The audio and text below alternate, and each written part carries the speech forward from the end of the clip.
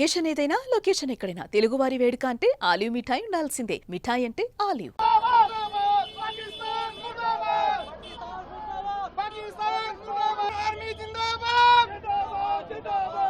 పాకిస్తాన్ ఉగ్రమూకలు మరొకసారి భారత్ పైన విరుచుకుపడే ప్రయత్నం చేశారు. అయితే పాకిస్తాన్ ఉగ్రమూకల యొక్క కుతంత్రాలను భారత్ ఎప్పటికప్పుడు తిప్పికొడుతుంది. ఏదైతే పెహల్గామ్కు సంబంధించి పెహల్గామ్ దాడుల్లో 26 మంది చనిపోయిన తర్వాత, ఏదైతే భారత పర్యాటకులు మృతి చెందిన తర్వాత భారత్ ఎప్పుడైతే ప్రతీకార చర్య తీసుకుందామని వెయిట్ చేసి సరిగ్గా నిన్న రాత్రి మొత్తం పాకిస్తాన్ పైన 9 చోట్ల దాడులు చేసి దాదాపు 100 మందికి పైగా ఉగ్రవాదులను మట్టుబెట్టింది. దీంతో నిద్రపడతలేదు పాకిస్తాన్కి.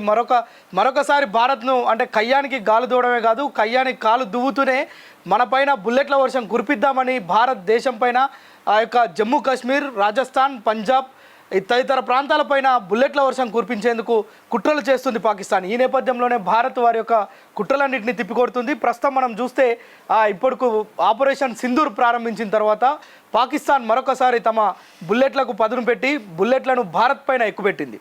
కానీ వాటన్నిటికీ ధీటైన సమాధానం ఇస్తుంది భారత ఆర్మీ. ప్రస్తుతం జమ్మూ కాశ్మీర్తో పాటు కుప్వారా, పంజాబ్, పుంచ్ ప్రాంతాల్లో పాకిస్తాన్కి సంబంధించిన మిసైల్స్ వర్షం కురిపిస్తుంది. అయినప్పటికీ కూడా భారత ఆర్మీ వాటన్నిటిని ధీటుగా తిప్పికొడుతుంది. మన దగ్గర ఉన్న అత్యాధునికమైన ఏదైతే ఆయుధాలు ఉన్నాయో వాటన్నిటిని ఉపయోగించి పాక్ సంబంధించిన ఆ యొక్క బుల్లెట్లను మనం తిప్పికొడుతున్నాం. మరోవైపు సుదర్శన చక్రం మన దగ్గర ఉన్న అద్భుతమైన ఆయుధం. అవి మొత్తం కూడా పాక్కు సంబంధించిన డ్రోన్లు, ఏవైతే ఆత్మాహుతి డ్రోన్స్తో పాక్ జమ్మూ కాశ్మీర్, పంజాబ్, రాజస్థాన్ ఆ యొక్క మొత్తం ఎల్ఓసి మనం ఆ ప్రాంతం మొత్తం కూడా దాడులు చేస్తున్న పరిస్థితి. అయితే వాటన్నిటిని సుదర్శన చక్రంతో తిప్పికొట్టింది. ఎక్కడికక్కడ దాదాపు 9 రకాల మిసైల్స్ని ఈరోజు భారత ప్రభుత్వం, భారత సర్కార్ కావచ్చు, భారత ఆర్మీ తమ నైపుణ్యాలతోటి, శక్తియుక్తులతోటి నేలమట్టం చేసింది. అయితే ప్రస్తుతం జమ్మూ కాశ్మీర్, పంజాబ్, అదేవిధంగా రాజస్థాన్ తదితర ప్రాంతాల్లో మనం చెప్పుకున్నట్లుగా కుప్వారా, పంజాబ్, పుంజు ఈ ప్రాంతాల్లో మొత్తం కూడా బ్లాక్అవుట్ నిర్వహిస్తున్నారు. అధికారులు ఎవ్వరు కూడా ప్రజలు బయటికి రావద్దని హెచ్చరిస్తున్నారు. ఎక్కడికక్కడ సహాయక చర్యలు చేపడుతున్నారు. ఎందుకంటే సామాన్య ప్రజలను టార్గెట్ చేస్తూ పాకిస్తాన్ ఉగ్ర అంటే మొత్తం కూడా పిచ్చి కుక్కలాగా వ్యవహరిస్తుంది పాకిస్తాన్ ప్రస్తుతం. అంటే సామాన్యమైన ప్రజలను టార్గెట్ చేసేందుకు, సామాన్యమైన ప్రజలపైన దాడి చేసేందుకు కుట్ర చేస్తుంది. వారిపైన బుల్లెట్లు ఎక్కుపెడుతుంది. ప్రస్తుతం భారత సైన్యం మొత్తం కూడా ఈ యొక్క పాక్ డ్రోన్లను కూల్చివేస్తూ వారికి ధీటైన జవాబు అయితే చెప్తుంది. మరోవైపు జమ్మూ కాశ్మీర్ ప్రాంతంలో ఉన్న ఎయిర్పోర్ట్ పైన, జమ్మూ కాశ్మీర్లో ఉన్న ఎయిర్పోర్ట్ పైన కూడా పాక్కు సంబంధించిన రాడర్లు దాడికి తెగబడ్డాయి. వాటిని కూడా మన భారత ఆర్మీ తిప్పికొట్టింది. ప్రస్తుతం ప్రజలంతా ఇండ్లలోనే సురక్షితంగా ఉండాలని చెప్పి ప్రభుత్వం కావచ్చు, స్థానికంగా ఉన్న ఏదైతే పంజాబ్ కావచ్చు, జమ్మూ కాశ్మీర్ కావచ్చు, రాజస్థాన్ కావచ్చు, సరిహద్దు ప్రాంతాల్లో ఉన్న అధికారులంతా ప్రజలను అప్రమత్తం చేసిరు. మొత్తం కూడా బ్లాక్అవుట్తో, అంటే అక్కడ మొత్తం జమ్మూ కాశ్మీర్ కావచ్చు, ఈ ప్రాంతాలన్నింటిలో అక్కడ కరెంటు నిలిపివేసిరు. ఎందుకంటే మనం నిన్న మొన్న చూసుకున్నాం, ఇక్కడ ఏదైతే డిఫెన్స్ సంబంధించి మనకి ఇక్కడ మాక్ డ్రిల్స్ నిర్వహించారో అప్పుడు చెప్పారు ప్రజలందరికీ కూడా ఎక్కడైతే లైట్స్ ఉంటాయో అక్కడ దాడులు చేసే అవకాశం ఉంటుంది. శత్రువులకు మన యొక్క టార్గెట్, అంటే మనం ఆ టార్గెట్ను చూపించకుండా లైట్స్ ఆఫ్ చేయాలని చెప్పడం. ఇప్పుడు ప్రస్తుతం ఆ సిచ్యువేషన్ మనం జమ్మూ కాశ్మీర్లో, అదేవిధంగా పంజాబ్లో, రాజస్థాన్లో సరిహద్దు ప్రాంతాలు, ఎల్ఓసి ప్రాంతం మొత్తం కూడా చూస్తున్నాం.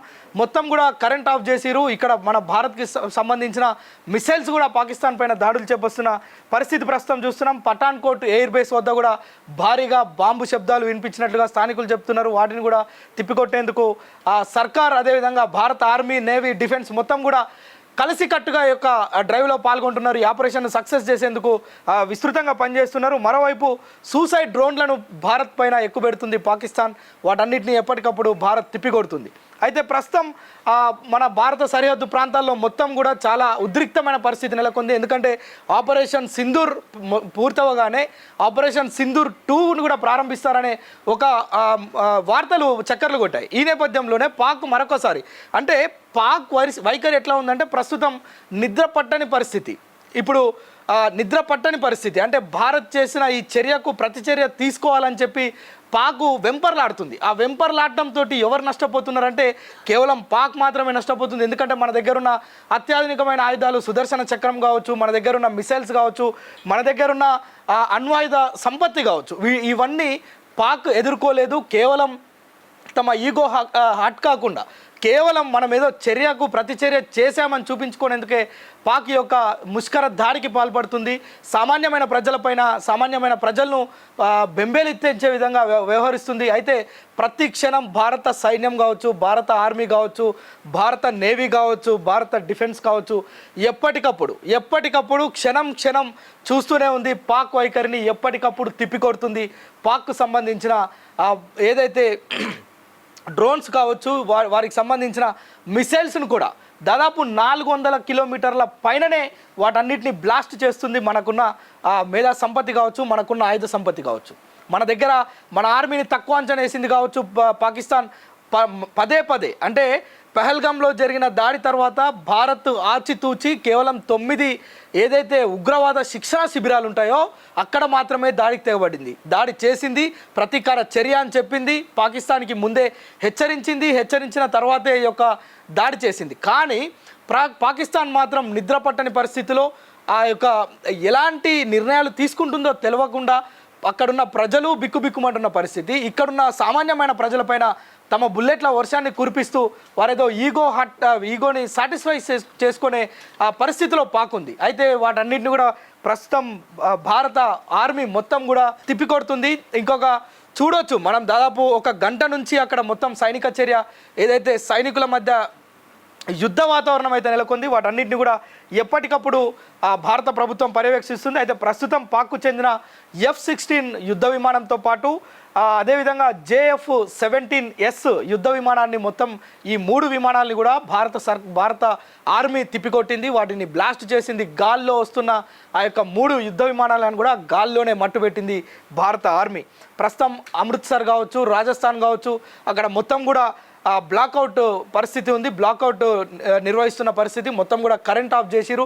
ప్రజలను ఎవరిని అత్యవసరం పరిస్థితులు ఉన్నా కానీ బయటికి రావద్దని తీవ్రమైన హెచ్చరికలు అయితే జారీ చేసిరు. మనం చూసాం నిన్న ఏదైతే డిఫెన్స్ మాక్ డ్రిల్ ఉందో అక్కడ సైరన్ మోగుతుంది అని మనం విన్నాం.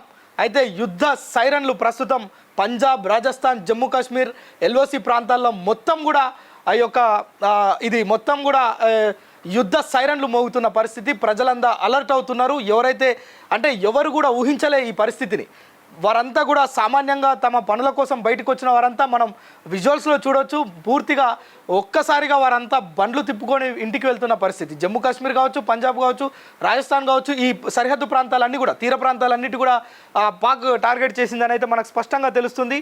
భారత్ ఆర్మీ కావచ్చు, నేవీ కావచ్చు, త్రివిధ దళాలు ఏవైతే ఉన్నాయో పాక్ చేస్తున్న ముష్కర చర్యను ఎప్పటికప్పుడు తిప్పికొడుతున్నారు. భారత ప్రజలు కూడా చాలా సంసిద్ధంగా ఉన్నారు. నిన్న మొన్న మనం చూసినాం.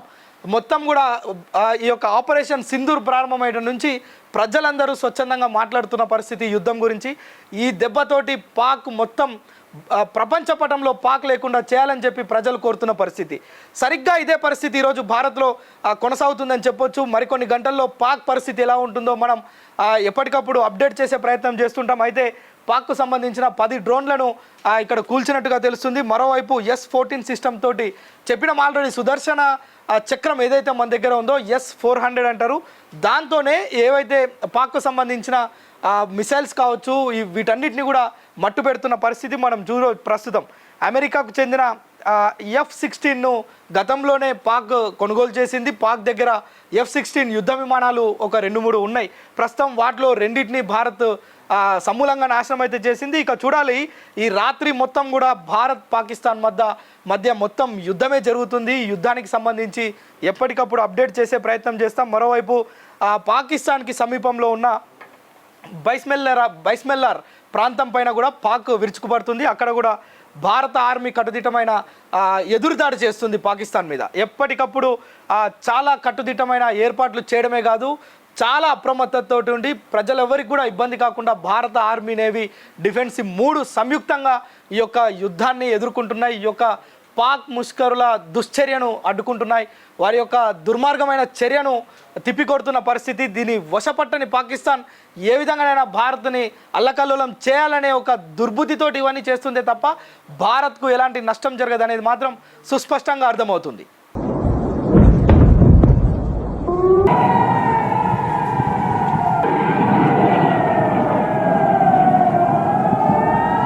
సుమన్ టీవీలో మీ పర్సనల్ అండ్ బిజినెస్ ప్రమోషన్స్ కోసం కింది నెంబర్కి కాంటాక్ట్ చేయండి.